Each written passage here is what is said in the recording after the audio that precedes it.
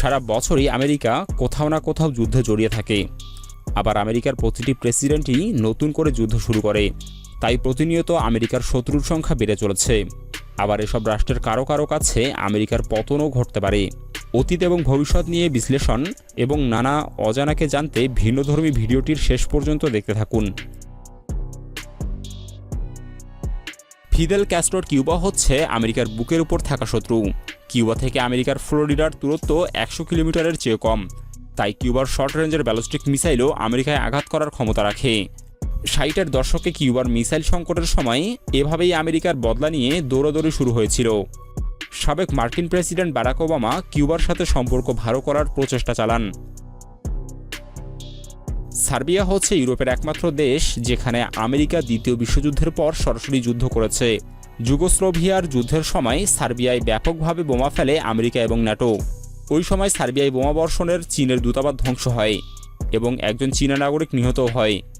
90-এর দশক থেকেই আমেরিকা এবং ন্যাটো সার্বিয়ার প্রধান শত্রু। সাবেক মার্কিন প্রেসিডেন্ট জর্জ বুশের প্রতি ইরাকি সাংবাদিকের জুতা নিক্ষেপ প্রমাণ করে আমেরিকাকে তারা কতটা ঘৃণা করে। ইরাকে সরাসরি দুটো যুদ্ধ করে ধনী ইরাককে ধ্বংসস্তূপে পরিণত করেছে আমেরিকা। আমেরিকার আক্রমণ আর লুটপাতে নিঃস্ব হয়েছে ইরাক। ইরাকে বিশাল তেলের ভাণ্ডারে আমেরিকার নজর। গত এক দশক ধরে আইএস এবং আল কায়দাকে লেলিয়ে দিয়ে ইরাককে অস্থিতিশীল করে রেখেছে আমেরিকা। তবে ইরাক ইরানের দিকে ঝুঁকে মধ্যপ্রাচ্য আমেরিকার প্রভাব শূন্য করে দিচ্ছে। ইরাকের মতো করেই সিরিয়াকেও ধ্বংসে মরিয়ে আমেরিকা। মূলত ইসরায়েলের জন্য সিরিয়ার প্রতি আমেরিকার নজর। 2001 সালে কথিত আরব বসন্তের উস্কানি দিয়ে সিরিয়ায় গৃহযুদ্ধ শুরু করে আমেরিকা। ফ্রি সিরিয়ান আর্মি নামক বিদ্রোহীদের সাহায্য করে আমেরিকা। সাথে চলে আইএস এবং আল কায়দার ধ্বংসযজ্ঞ। তবে রাশিয়া এবং ইরানের সহায়তায় আমেরিকা সেখানে ব্যর্থ হয়েছে। এখন ইরান, ইরাক এবং সিরিয়া মিলে মধ্যপ্রাচ্যের নতুন ইতিহাস তৈরি হচ্ছে। এছাড়াও তুরস্ক এবং পাকিস্তান আমেরিকার ভবিষ্যৎ শত্রু হতে যাচ্ছে। তবে শুধু বাইরের শত্রুই নয়, আমেরিকার ভেতরেও বড় ধরনের চাপ তৈরি হচ্ছে। অর্থনৈতিক প্রতিযোগিতা, রাজনৈতিক বিভাজন, ঋণের চাপ এবং বৈশ্বিক নেতৃত্বে ধরে রাখার খরচ সব মিলিয়ে যুক্তরাষ্ট্রকে এখন একসাথে অনেক ফ্রন্ট সামলাতে হচ্ছে।